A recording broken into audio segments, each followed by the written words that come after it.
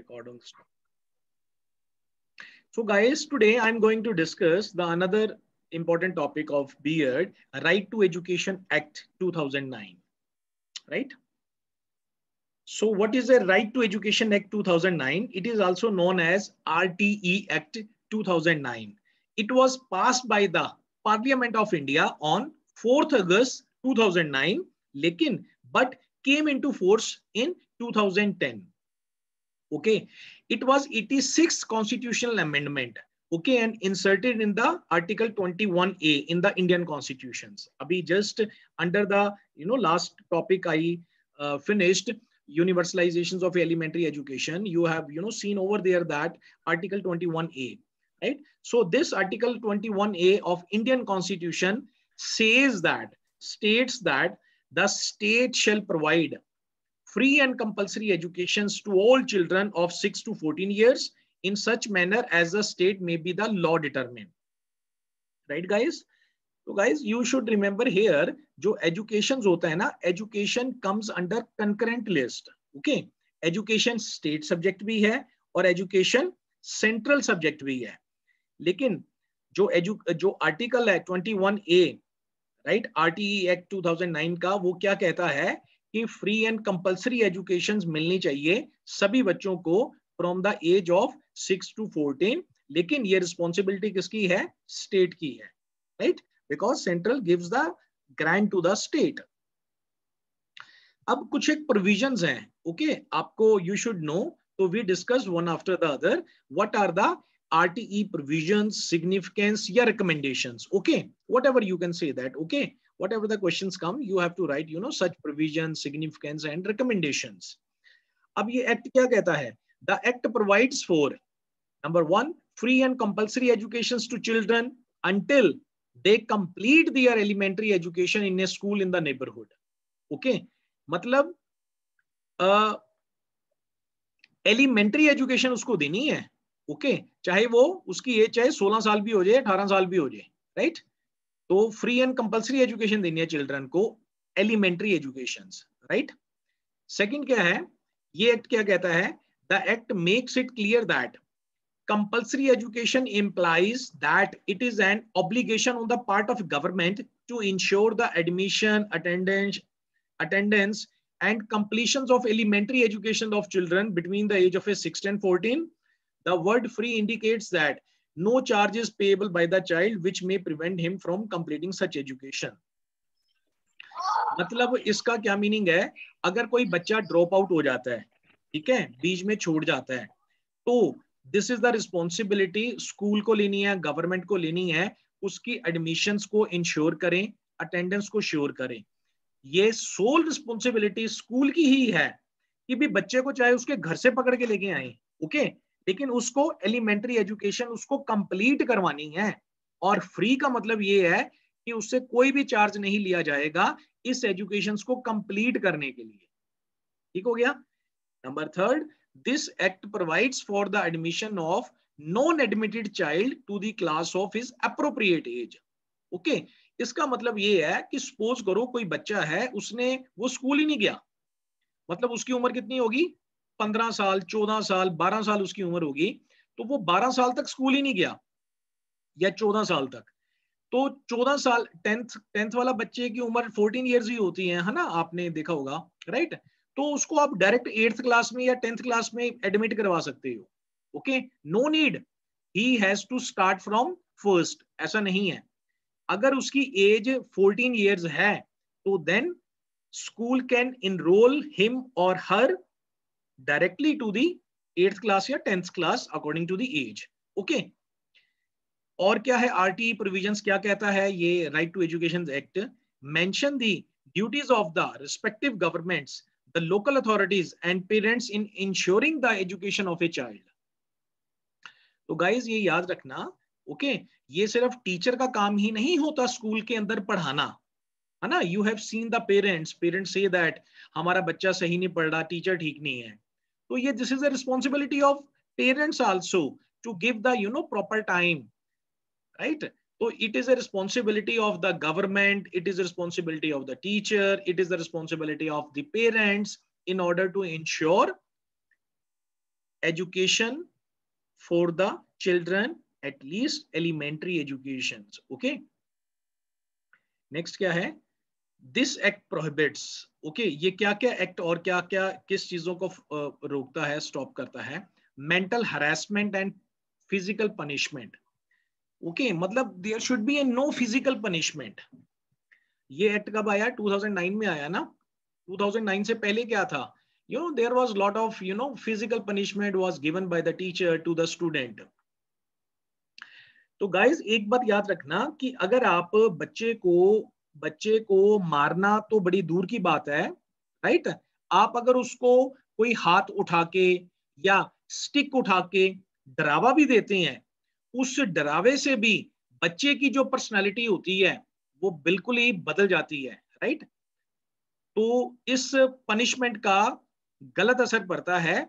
The teacher को psychological वे से पढ़ाना चाहिए. ओके, टीचर लूज टेम्पर क्यों करता है? क्योंकि उसको पढ़ाना नहीं आता है, राइट.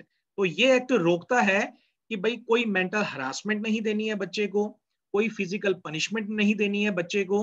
ओके, बच्चे की screening procedure for the admission of a children. जब भी कोई भी school is admitting the student, मतलब they don't have to take the test. है ना, व्हाई टू टेक टेस्ट? कि भी बच्चा उस क्लास के अंदर है या नहीं है. कोई स्क्रीनिंग भी नहीं होनी चाहिए, कैपिटेशन फीस भी नहीं होनी चाहिए. Private tuitions by the teachers, इसको भी ये एक्ट रोकता है. और running schools with no recognition. अगर एक स्कूल चला रहे हो आपके पास रिकॉग्निशन ही नहीं है, ठीक है ना, तो ये एक्ट उस चीजों को भी रोकता है ताकि बच्चे का टाइम खराब ना हो और बच्चे की पूरी डेवलपमेंट होनी चाहिए. This is the, in fact this is a modern aim of education to fulfill the holistic development, okay, of the child. Next क्या है? 6 RTE provisions. This act provides that teachers appointed in the schools, they should be properly appropriately trained and qualified. Means अगर तो वो nursery pre nursery को पढ़ा रहे हैं, है ना, तो they should be entity passed. अगर तो वो प्राइमरी एलिमेंट्री को पढ़ा रहे हैं 5th क्लास तक, 8th क्लास तक, 6th क्लास तक, तो they should have ETT, they should B ETT graduate. तो अगर वो 6 से 10th क्लास को पढ़ा रहे हैं तो they should be a BEd graduate. Okay, तो आपने देखा होगा 2014 तक तो क्या होता रहा बच्चे, मतलब विदाउट बीएड और MEd teachers are teaching in the schools, है ना, यू हैव सीन दैट. और after the 2014 when the BEd has become the compulsory, तो अब क्या होता है, if any of the teacher has to join the school, तो he should be BEd, है ना, आपने ये देखा होगा. तो ये बहुत सारी there are lot of problems.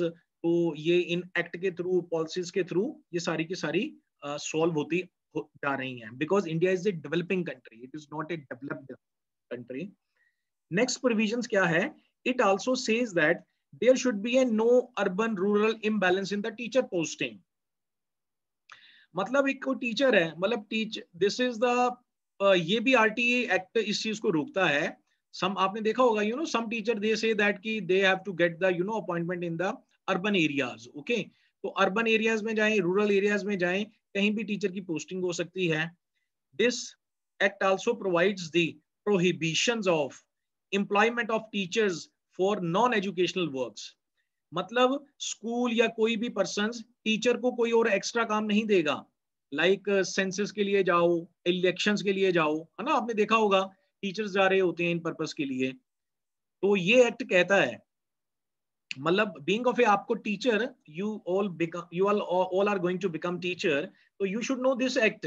Okay, if any of the school and others, okay, they exploit you, okay, but your work is the teaching, they are giving you the such kind of a work, go for the election work and others.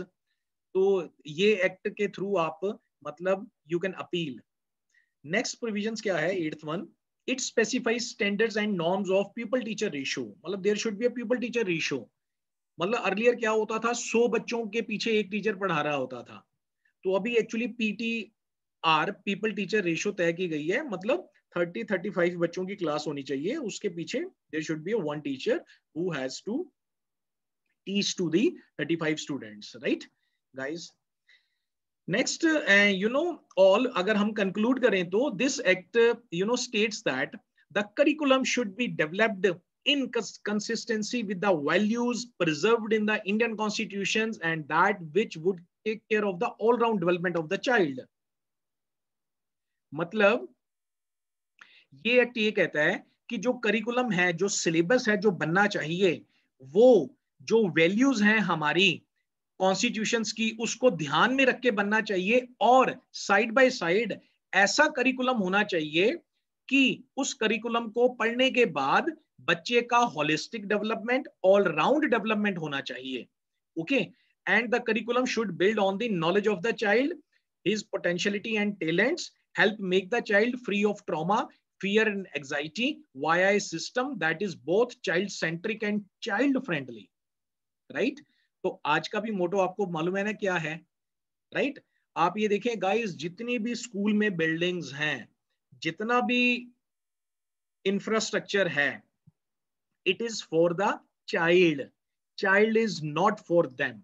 Okay, so whenever you have to teach in the school, when you have to teach to the any of the child, you have to keep in the mind child centered, child whatever child thinks. Okay, you have to teach according to the level of the child, you have to teach according to the interest of the child, you have to teach according to the aptitude of the child. Okay, education should be child centric and child friendly, right? So this act says this thing. Okay, अब elementary education initiative in developing countries, ये okay, I have already, in the last lecture I have told you that there is a one conference held in the New Delhi in 1993, and the name of the conference was E9. E means education and 9 means 9 countries participated in education, and their motto was also to education for all. Okay, to give the elementary education to the child from 6 to 14 years of age, right? Now universalizations of elementary education and its aspect you have already done in the previous lecture, this thing, right guys? Thank you so much guys.